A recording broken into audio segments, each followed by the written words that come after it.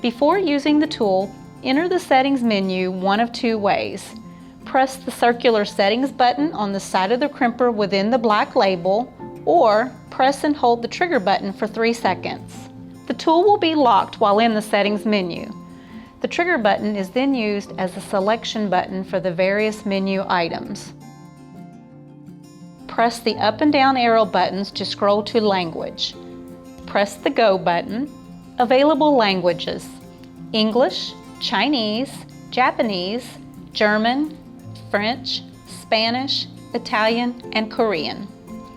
Press the Go button to select your preferred language. For more information and helpful videos, visit our secure website at www.cromres.com.